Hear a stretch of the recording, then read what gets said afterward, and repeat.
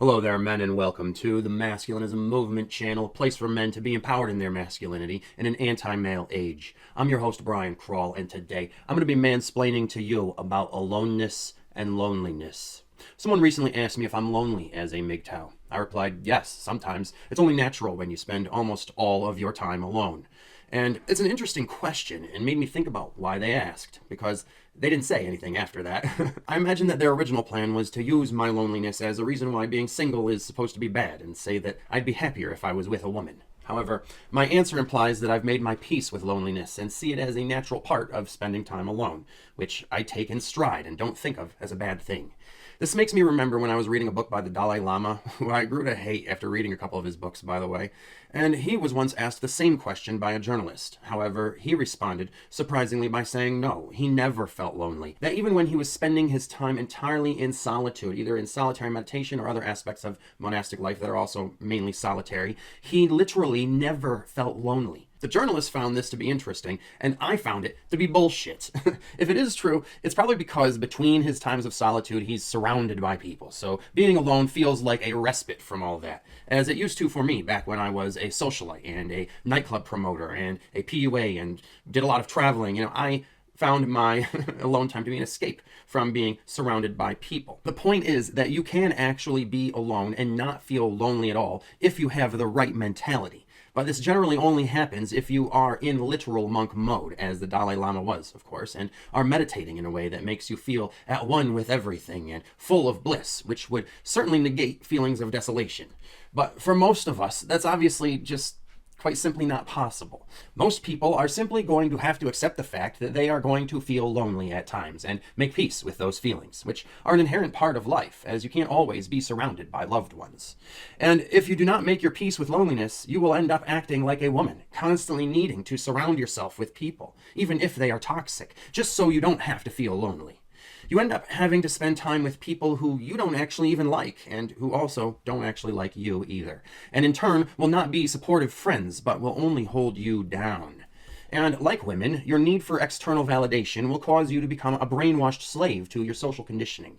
This is what happens when you fear being alone and feel too much of a need to be around other people. You get over-socialized to the point where you lose your own independent sense of self-identity and become just a part of your hive mind. This is the danger that extroverts face. But what if you aren't an extrovert and aren't putting yourself into these types of social situations? What if you instead avoid crowds and are just looking for one special person to fill that void in your life?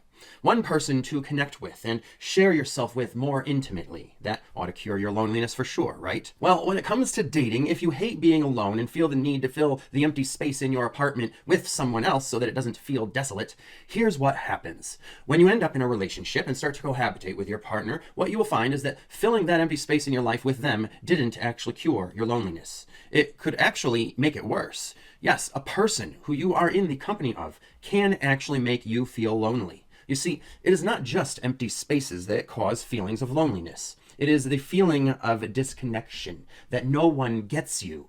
So you may actually feel more lonely while with someone else than if you were to be without them. If, for instance, you love them and they do not reciprocate that love, even if they claim to. Or worse, they act like they do love you, but it's obviously not true love because they do not even seem to understand you at all or empathize with your emotions. Feeling a lack of empathy from someone who is supposed to love you and who you have made a sincere effort to love and empathize with is not just lonely, but it can be a much worse pain too.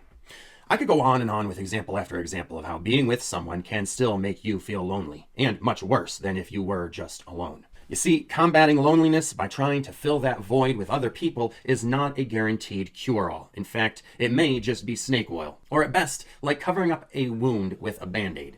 It's doing nothing to help the pain or clean and heal the wound. All it does is temporarily mask it. While underneath it, you still have a gaping hole in your soul, and it not only still hurts, but it hurts worse, as now it's festering and becoming diseased from being infected by this toxic influence. However, as long as I'm speaking honestly about this, I must say that most people these days are not even able to successfully fill their void with other people. We live in an antisocial age, so having an abundant social life, making and getting together with friends, and getting into romantic relationships, and cohabitating with a partner, and sustaining all of these relationships over time, and seeing these people on a regular basis has become near impossible. Having a social life is like a lost tradition of a past civilization that is only told about in folktales and bedtime stories we tell our kids to relax them at night. At least that's what I did with my son when he was younger. He used to ask me to tell him stories about how I used to get together with my friends at the park, and other fun things I used to do with my friends, because he found them so soothing. Because obviously he doesn't have that in his social life, and his social life probably makes him anxious. And so hearing about the nice times, the wholesome social life and the fun times I used to have with my friends is very comforting to him. And that's just so telling of Gen Z and Gen Alpha's mindset today. And if anyone wants me to do a video telling you guys about how things used to be socially back in the 1900s, let me know in the comments below, because I will. But what is more common these days is if you do have a relationship at all, it's with someone who you do not live with and are not very often even in the presence of, but rather are more often in the absence of, and who you do not even primarily speak to verbally when you do talk, but mainly only do so through the cold, socially sterile modality of text messaging. These kinds of detached relationships are definitely not the cure for loneliness, but rather they are a cause, maybe the main cause, and are at least a big part of the reason why so many people today are feeling so lonely and socially anxious. For you see, when you have someone in your life who you have committed yourself to and giving your time and energy and attention to, and are supportive of emotionally and try to meet the emotional needs of, but then they do not do the same for you, and you don't even get to see them as much as you would like, and you feel as though you're not having the relationship you ought to, the resulting feelings are not the feelings of love and happiness and intimacy that a relationship is supposed to bring us, but rather they're going to be the same feelings of depression, limitation and lacking, emotional neediness and despair, and desolation that characterize loneliness. The only difference is that if you were alone all along, these feelings would have been getting lessened and tolerated as you adapted to the reality of being alone, rather than them being perpetuated, and not only that, but worsened by a superficial connection that is not what it is supposed to be, but instead is just doing more harm than good. When you enter into a relationship with someone because they have given you the impression that they are going to be emotionally supportive, that positive expectation begins to increase dopamine in your brain. But then when they fail to actually do it, it is so disappointing that the letdown actually brings your emotional and thus chemical state down further than the threshold you were originally at. So your dopamine and depression levels will end up even lower than if you had simply stayed alone and had remained at that constant base threshold the whole time. Unfortunately, us men are brainwashed by society and our social conditioning and cultural programming into thinking that we ought to ignore such emotions, which are red flags that our mind is showing us that we ought not to be seeking out such kinds of relationships. So we ignore them until after we've experienced the same thing so many times over so many years or decades that it becomes so obvious you'd have to be a moron not to see it. But at that point, it's too late because you're too old and you've already spent most of your life in this vicious circle. I mean, just look at me. I'm going to be fucking 40 soon. 40. So for you younger men out there whose lives can still be saved, unlike mine, but you don't understand your own mind and emotions, let me explain it to you using a purely physical analogy that I as an athlete have experienced. Imagine that you're on a cutting diet, so you're feeling hungry because you're in a caloric deficit. This deficit is natural for weight loss, and as long as your nutrients are all dialed in, it doesn't mean you're starving, or even what you're doing is unhealthy, even if it doesn't feel good. It just means you have more space in your stomach than usual, and you aren't getting as many calories as usual. You have your food all pre-rationed, portioned out into microwave containers, all ready to heat and eat. It's just that this diet isn't very satiating and doesn't leave you feeling as full as when you were bulking before.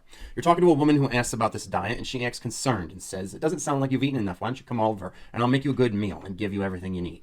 So instead of having your next smaller portion meal that you scheduled ahead of time, you decide to take a cheat meal and head over to spend some time with her and have this bigger meal that she's promised. On your way over, just the idea of a good meal has you growing even hungrier, as the thought of it is making your stomach grumble and your mouth water, but it's got you feeling optimistic and happy. However, once you are there, she invites you into the kitchen and acts like she's going to be cooking, but instead all she does is stand there holding the ingredients in her hand while talking your ear off without actually preparing them. She gets you to listen to all of her problems, stories, gossip, and anything she needs to get off her chest. Hours go by and she loses track of time by never stopping to take a breath. So of course, you can never get a word in. Meanwhile, you're losing energy, both because you are losing what little calories you had left in your body, and because it actually does take some serious mental energy just to sit through what this bitch is yapping on and on about. Suddenly, she realizes she needs to go to bed so she can get up for work in the morning to be a strong, independent woman. She says she's sorry that she forgot about your needs, but she tells you she's grateful that you were there to listen to her tell you about her problems so that she doesn't have to see a real therapist like a responsible adult, which she obviously is not. if she can't even make a simple meal for a man like she said she was going to. But we all know how women do not like obligations and the feeling of being held accountable to do things that they signed up to do, especially with men in dating. But you see, the issue here is that being on a starvation diet for a short time is actually not that hard, just so long as you don't have temptations during the times you are not going to be eating. Fasting is something that you will quickly get used to after your last meal has been digested and your body tells you that you need another and you don't give it one. You get used to not having food in your stomach. The only thing that will make it actually harder is having food in front of you that you cannot eat. I'm an athlete, so I do intermittent fasting sometimes when I'm cutting. And I've also done a prolonged period of fasting before when I had health problems. And as long as you don't have people parading food around in front of you, right in front of your face, so you can smell it even, it's not really that hard, because after a few hours of not eating, your body starts to adjust and get used to it. The big problem that people have with dieting is that they have too many other people around them waving temptations in their face.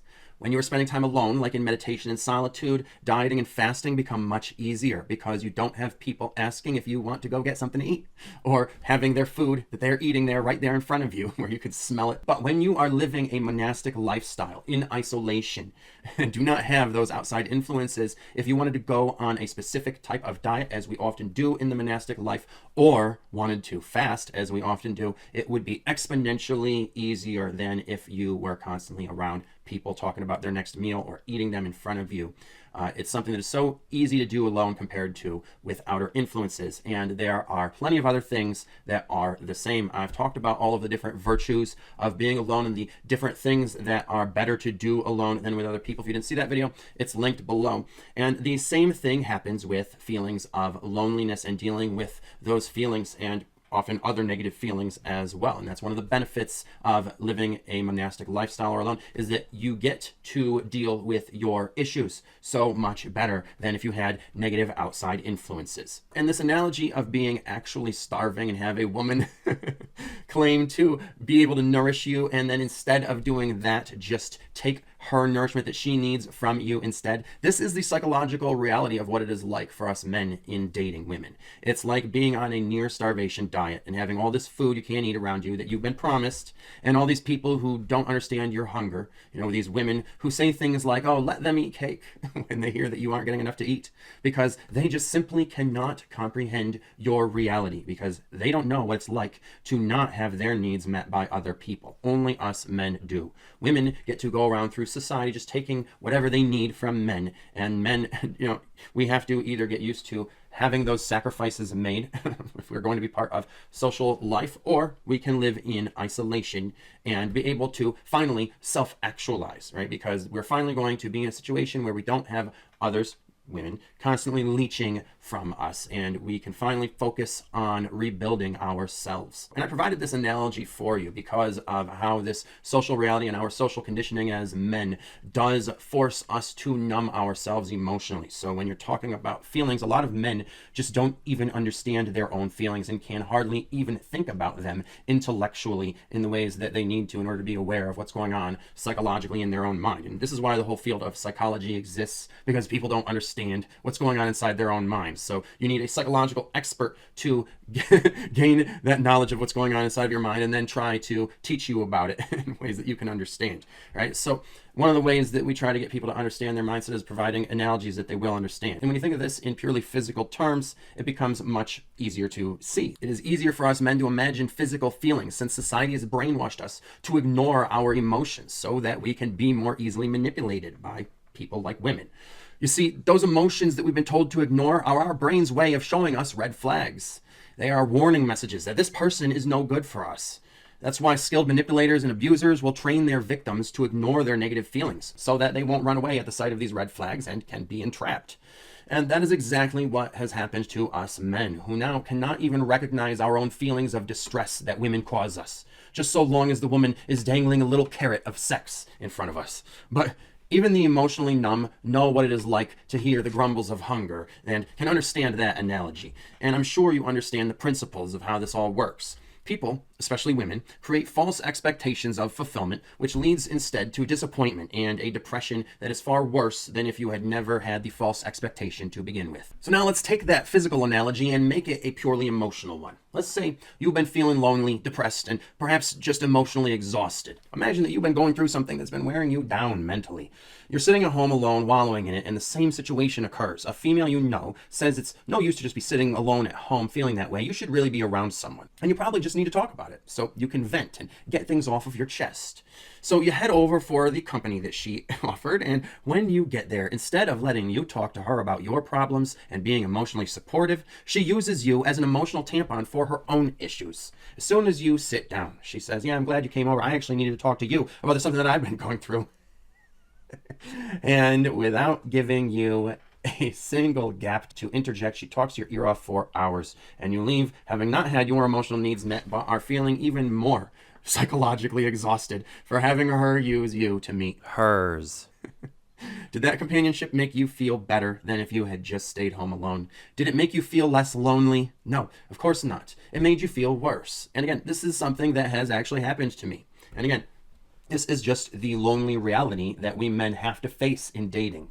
And when women hear about it, just like how Marie Antoinette was purported to have said, let them eat cake, about starving peasants, what do women do to us? They say things like, just be yourself and you'll find a nice girl to settle down with. Or, there's someone out there for everyone. You know, if you just do you, your right person will show up. And other such blue pill delusions that tell us if we just believe in X and do Y, we will live happily ever after, just like in the movies and fairy tales we grew up on. These blue pill delusions give us false hope that builds us up emotionally while also setting us up for failure and causing a crippling downfall, bringing so many of us men into ruins. It's a manipulation, a psyop. We've been brainwashed into thinking that loneliness is somehow bad and evil and something we should flee from into the arms of whoever we can find, even of abusive women, because it's better than being alone. It's wrong to be alone. It's bad for you. But this is all just blue pill propaganda meant to train us men into being the codependent slaves of women.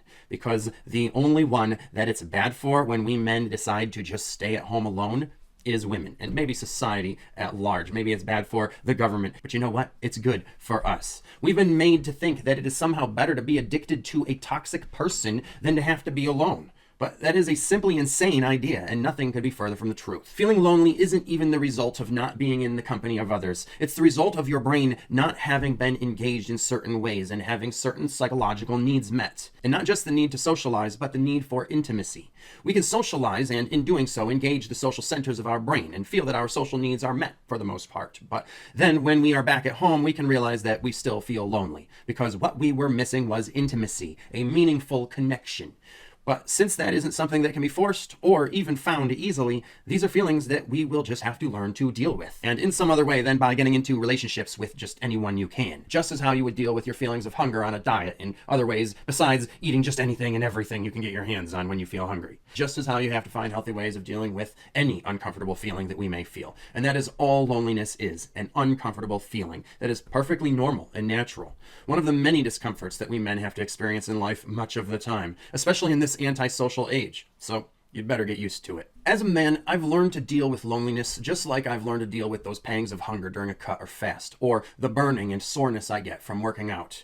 I view loneliness in a similar way to those feelings. I don't see being alone as a bad thing. I see it as perfectly healthy, because it is. Most of the things I want and need to do in life are actually best done alone, as I talk about in my video on the virtues of being alone, linked below. When I'm alone, I can be more productive at my pursuits and experience more success long term. I can focus more on my own self-improvement and lifestyle design and actually raise the quality of my life. But in order to gain these benefits, I must deal with the feelings of loneliness that inevitably come from long periods of being alone. To me, it is just an uncomfortable part of doing the work on my life that needs to be done in order to make it the life that I want. Just as how I have to undergo some discomfort physically in order to create the body I want as a bodybuilder. But I'm willing to ration out my calories when I notice that I've gotten too bulky and give my body less than it wants to feel fully satisfied on. And I'm willing to deal with the pain of working out because it will make my body healthy and strong. And similarly, I'm willing to live in solitude and put in long hours of work doing things such as writing my books, linked below, or mastering guitar, which takes a lot of time. Discomfort is just a part of doing good, hard work. And when that is the case, this discomfort can actually be very good for us and produce rewards that you could not get otherwise. And that's why I see loneliness as a non-issue, and I'm willing to be lonely any day in order to do what I need to in life. I think that the only reason loneliness has come to be seen as such a great big social issue these days is because we live in such a decadent time where everyone lives in this cushy little bubble and is used to getting anything that they want at the push of a button. So most people have been conditioned to feel any discomfort is unbearable and don't want to have to feel uncomfortable at all, ever, even if it means something good will come of it. This is why so many people refuse to diet or work out and only eat the most indulgent food, so there's an obesity epidemic. All people want these days is instant gratification, and not getting that feels wrong to them. Men are becoming softer and more feminized. They are being socialized to be codependent to women and to have extremely superficial relationships and short-form communication like is done on social media. The antithesis of connection and intimacy, which we need.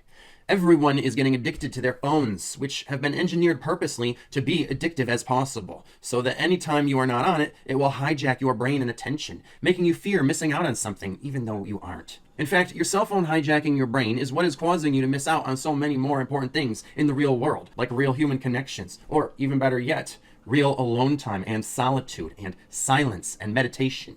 And that is another reason why I don't mind getting lonely at times. Though it's not as emotionally comfortable as I would like to be most ideally, it's not like I'm just sitting there wallowing in feelings of loneliness and despair, just wishing I wasn't so alone. No, I'm doing important things with myself. I'm living my life to the fullest. And I'm also not always home alone. I'm experiencing the world. I remember on my second world tour, I actually was lonely a lot. Even though I was constantly around lots of people all the time and barely got any alone time, except when I went back to my hotel room at night. But I got lonely because I was experiencing so many wonderful things around the world, wishing I had someone who I had a meaningful relationship with, who I could share these meaningful experiences with. But I couldn't.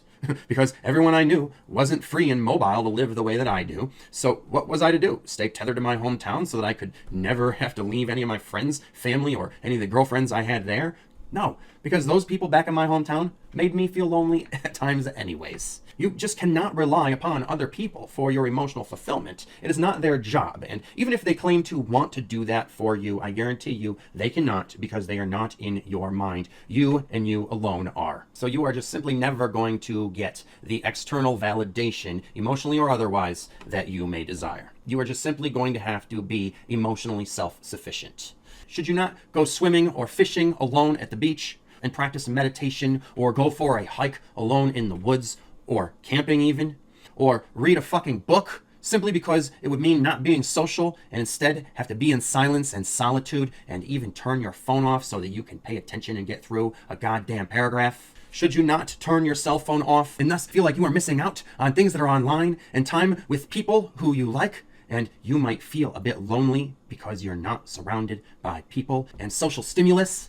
No, that would be childish. But yet that is exactly what women do, because they are just so neurotic that they can't stand to be alone with their own thoughts like that. Men, however, need to be more strong-minded than women. We cannot let fear of loneliness cause us to thrust ourselves into codependent relationships with toxic women, or superficial, shallow, vapid social lives with negative influences, or get addicted to social media and cell phones, or be one of those people who has to have a constant need for social validation and stimulation and be surrounded by people and just simply cannot be independent and on your own. As a strong, independent man, you need to be able to do things alone, even if it makes you feel lonely, as loneliness can be a conduit for good things. So we should stop thinking of it as a bad thing. Rather, we should welcome it and learn to relish in our aloneness. And when you stop thinking of it as a bad thing, it will stop having bad feelings that go along with it. And you'll find that actually loneliness wasn't the problem. It may have actually been other emotional associations that you had made with being alone, not the loneliness itself, which is just simply mild discomfort that comes and goes during long periods of being alone. So remember earlier that I said if you aren't being tempted on a diet, your stomach will settle down and adjust to less food? The same thing happens with less people in your life. If you actually calm your mind down and stop entertaining emotional thoughts thoughts of how you wish you were surrounded by people and how anxious it makes you to not be. And just tell yourself that you're okay, you're doing just fine, and you are actually better off being alone. And most importantly, whatever you are doing right now is good for you. And you just focus on that and being positive about what you're doing instead of feeling bad about what social activities you might be missing out on. Your feelings will adjust. Once you shift that paradigm, loneliness or aloneness, which is a better way to think about it, will actually stop feeling bad. It will stop feeling like a limitation, but instead will feel exciting, for you can do whatever you want right now because you have no one else there to hold you back and say otherwise. It is similar to how, like I said, for me as a bodybuilder, the feeling of that burn that you get when working out and the soreness afterwards are things I don't think of as bad feelings, but good ones. Feelings I value so much that I actually stopped working out at the gym and started working out at home alone so that other people couldn't interfere with my workout and me getting the most massive pump and burn possible. As people at the gym do interfere, as you know from all of the videos online, gym culture, being a social environment, is a very toxic one these days. And the people who interfere most with guys' workouts are hot girls. Even if you're not talking to them, you can't help but notice them, and then they might talk to you, and it might not be a very positive interaction. So I found that it is just best to work out at home alone without all those people around, especially hot girls, so that I can focus more and get the best pump. That pump and burn signify muscular growth, which is the goal. And I don't work out to pick up girls or to be social, so I've turned to solitude to focus more on my goal and making my muscles burn as much as possible, because I associate that feeling with my growth and self-actualization, something other people only take me away from, again, especially attractive women.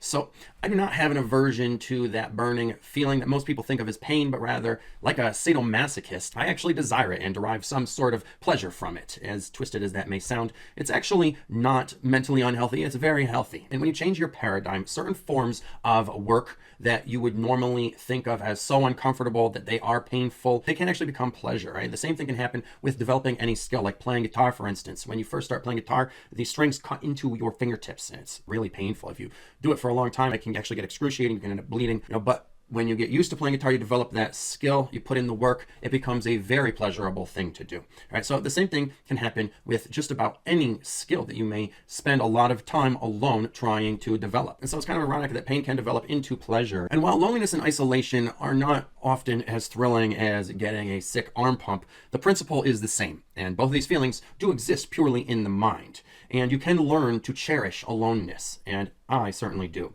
Like I said, it gives me the ability to do exactly what I want when I want, to be more productive, achieve my full potential, and raise my quality of life. So often when I'm feeling lonely, it's not a negative emotion, all right? It's generally neutral and can go either way. So often when I'm feeling lonely, it's not a negative emotion at all right? Generally, it's neutral and can go either way, as many emotions are actually. For instance, when I'm playing heavy metal guitar, what would normally be thought of as a negative emotion, such as anger or despair, they get transmuted into stimulating sounds that actually do create dopamine and positive feelings in the brain. So you see, the key here is that you need to learn to think about these things differently, outside of your normal box that you have been socially conditioned and culturally programmed to, which is done for the greater good of society and not for you, the individual. All right, so you need to think about your feelings more like a philosopher and an artist, and that way they are more malleable. When someone asks me, aren't you lonely? It's funny to me because they are thinking of a literally different feeling than I am feeling when I feel lonely. They are thinking about depression and despair, when the reality is that for the most part, I'm living it up while alone. I even often prefer to prepare feasts and have parties and celebrate holidays and stuff like that alone, because no one else will be able to bring the party like I can. Anyone else would only detract from it, and I would simply be entertaining them. As I've learned from my long history of being a party animal, I am the party, and everyone else is just a patron of it. And so if no one else is bringing the party but me, and I am the party, what the fuck do I need anyone else here for? But I couldn't explain this, for instance, to a Hispanic guy I met a while ago who was asking me with concern why I planned to spend my birthday alone. He literally said to me, "Don't you have any friends or family?" He looked at me like I was some kind of weirdo. And I looked at him like he was some kind of blue-pilled NPC. To me, being alone is infinitely more fun than being with other people. It's the most fun that I ever have, so it's what I want to do the most. And while I certainly have those moments of depression at times, and I think everyone does these days, and I still have times when I feel sad that I don't have anyone special in my life who I'm emotionally connected with and can share thoughts and feelings with, that's not the meaning of loneliness, because I'm not alone due to never having had those connections before. I've had them plenty of times. And they also always made me feel lonely and depressed at times. And so I think that the cold, hard, black pill truth that people don't want to admit is that loneliness may just be a baseline threshold in life, and that feelings of sadness and depression and even sometimes despair are perfectly normal for the human brain. At its core, loneliness is essentially neither good nor bad, but neutral, and can become either depending on how we are thinking and causing ourselves to feel about it. It is simply the emotional state that accompanies the social state of being disconnected from other people, whether they are around you or not. Different people will place different other emotional associations upon it. Some humans associate it with depression, darkness, and even death. Literally, many people regard social isolation as a death sentence. But that is what we call in psychology catastrophizing, and something that should be avoided, as it makes things feel far worse than they actually are and brings about a victim mentality. And then there's other people like me who see it positively, with optimism and opportunity and even excitement. So why not choose to see it through a positive lens rather than a negative one? Shift your paradigm. Choose solitude and even solipsism rather than social conditioning. Go your own way, men. And now with that, I've got a party to go prepare for myself. And if you'd like to learn how to throw the best parties all by yourself with no one else to bring you down so that you can have the most fun you've ever had, tune into the next video I'm coming out with on just that. But that concludes this video. Thanks for listening. I hope I mansplained that good enough for you. If you liked what you heard, please click the like button. And if you gained some value from this video and would like to give some back, please do so with the PayPal link below, because your support helps fund me doing this work and fight the good fight for men like you. If you're ready to take the red pill and wake up from the matrix and the matriarchy controlling it and learn everything you need to know about female on male sexism, get your copy of my newly released book called Misandry Exposed, on sale now for a special sale price that won't last long. So check it out by clicking the link below. And otherwise, you guys can stay tuned for the next video coming out soon on how to party alone. And until then, take care of yourselves, men, because no woman out there is going to.